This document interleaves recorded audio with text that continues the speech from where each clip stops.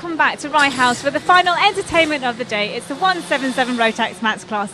Now this is where all the drivers have to be above 85 kilos, so it is for the slightly heavier chap. Over to you, Ben, for the commentary. Thank you very much, Nat. And we've got a compact but quality grid in the Rotax 77 class. 11 karts will take the start, with Mark Palmer on the front row of the grid alongside Adam Sadler and Ollie Smith and Chris Wright. Row 2, Tony Parfitt, his son was racing earlier on today, and Kelvyn Woodhead on row 3. Down towards the first corner, and the double O plate takes the lead of the race.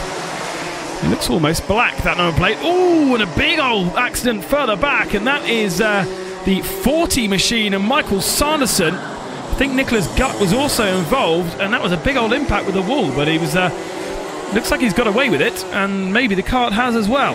So Mark Palmer in the 00. I'm not going to even pretend to know what 00 stands for, but it does look like he's a novice with a black plate.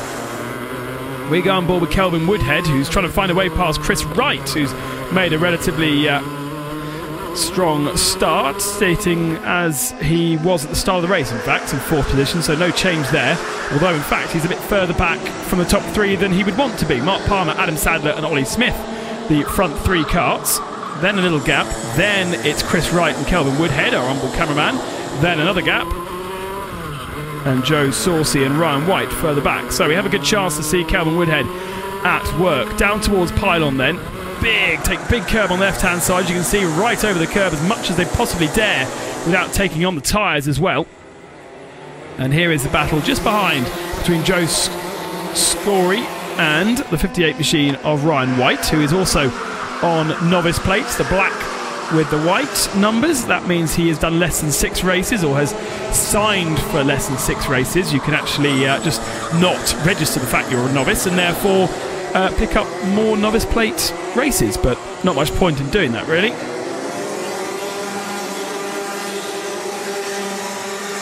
Ryan White sitting there in 7th position, Tony Parfitt and Paul Joslin just behind. And I think we have lost Michael Sanderson out of the race. Nicholas Guck didn't even start the race, actually.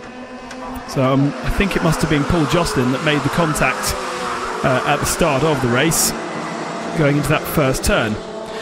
So then, Mark Palmer has got a good, strong lead in this first position, ahead of Adam Sadler and Ollie Smith, just about there at the moment, but can't find a way through.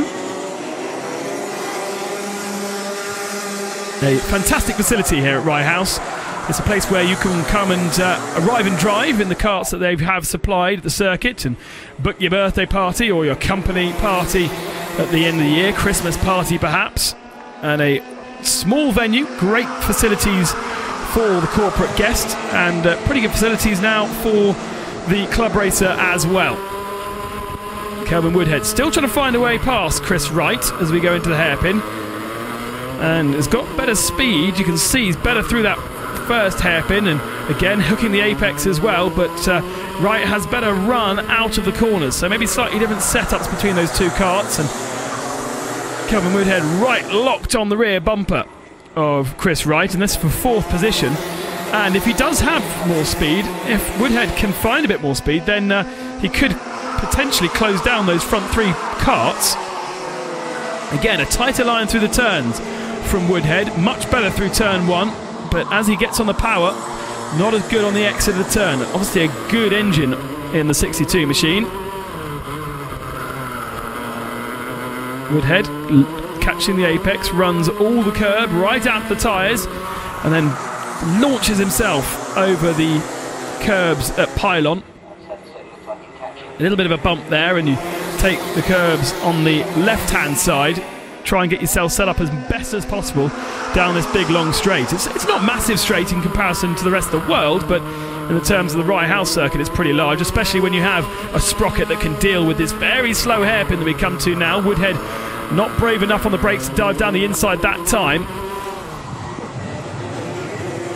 And so really you set the kart up to be able to drag through the out of the slower corners. The pylon is another corner which is pretty slow and requires a decent setup of low speed stuff, but you see Woodhead's much better through there, and now surely he's got a run of things. Much better through the final part of the lap. He's got a bit of a slipstream, but there's no way through there. Oh, just flicks the front bumper on the left-hand side there as Chris White turns in. Now he's got better run. Surely he can be brave down the inside. No, again, Wright is better on the brakes. Now he has to sit and wait. I think Wright has got just a little bit better acceleration out of those slow speed corners, but Woodhead much stronger through the faster sections. Again, he was much neater through here that last time through, and it gave him a run. And again, neater, gets behind the Nassau panel, tries to find a slipstream. Chris Wright, pretty tall man, and again Woodhead's got better speed through that first turn, but he can't turn it into a passing move. Lets the car run, now looks to the inside, but again, no way through. He's going to have to be very brave on the brakes if he can make it stick. And all this, in the meantime, means Palmer, Sadler and Smith are getting away at the front. There's not really much of a battle, I can tell you, up the front there, but they are getting away from these two. This is definitely the most intense battle on track. And again, a little bit less curb run by Woodhead, and potentially he could let the kart run just a little bit more on the exit there. He's stronger, much stronger through that first tightening turn, but then again can't find a way through. Now he looks to the inside. He's going to take the position on the entry, but he's run too wide on the exit, and that was he needs to be a bit longer on the brake. If he can sit there on the brake a little bit more and almost steal the apex away from Chris Wright, that move will work in a couple of laps time. We turn our attention back to Mark Palmer, who still leads the race in the Gillard chassis. We've got Tony Cart behind and a Cosmic behind him with Adam Sadler and Ollie Smith. Woodhead this time looking down the inside at the first turn, but can't find a way through. Now, let's see if we can do this better this time. No, he's not close enough to outbrake going into the hairpin this time.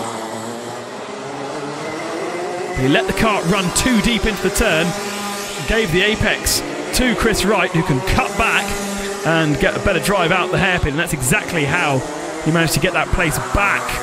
Good battle for fourth position. 4 laps remaining in the race. Takes a bit more of a curb. And now we switch our attention to Ollie Smith, who is chasing down Adam Sadler.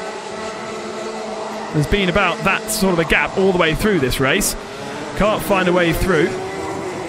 And it looks as though it'll be as it was from the pre-final. Palmer, Sadler, Smith, the top 4.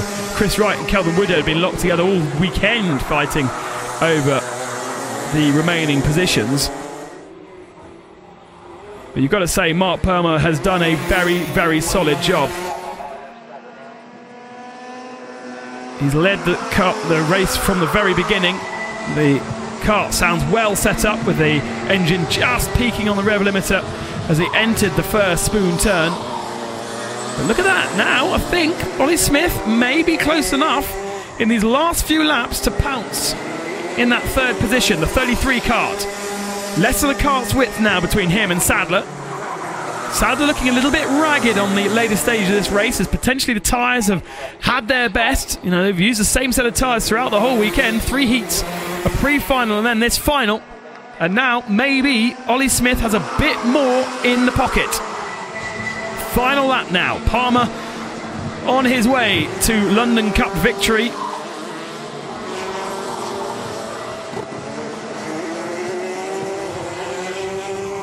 Turns his way through hairpin 2. Runs the curb on the exit and then down towards the pylon. All the curb on the left. Stay away from the curb on the right. The paving stones take a lot of curb here. Set yourself up nicely for the final turn. Run over the exit. He doesn't even need to. That confident he is to take the checker flag and take the victory. Behind, it looks like it stayed the same between Sadler and Smith. And Chris Wright and Kelvyn Woodhead, 4th and 5th position after a race-long battle. Joe Scory rounding out the top 6.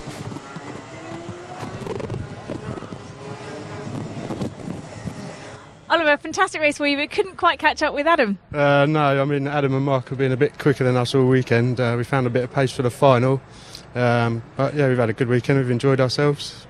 Happy with 3rd place? No, should be 1st. Well, you should be first. Yeah. Can I say thank you to Mike and Rob at Global, and to my dad and to my wife. Of course you can. Thanks. Congratulations. Adam, 2nd place for you. Couldn't catch up with Mark. No, he's been a little bit faster all weekend. We found some of the pace back, but we just couldn't catch him. But it was a good weekend. Happy with your second place? No, not at all, not at all. I was wishing, obviously, for first, seconds. It's good enough. It's good. It's fine. Were you expecting to come first then? I had hopes. but it was good. Mark drove absolutely superb all weekend. You couldn't fault him, so he deserved it. Congratulations. Thank you. Mark, a fantastic win for you. It looked quite easy. I wouldn't say it was easy. I'm knackered after that, but yeah, no, Adam's pushed me hard all weekend. Same drove well as well, so very happy with it. Well, sadly, that's all we have time for today. We're already halfway through the 2012 London Cup and we've seen 4 worthy champions. Join us in our next programme when we have the Junior and Senior Max and the Honda Cadets.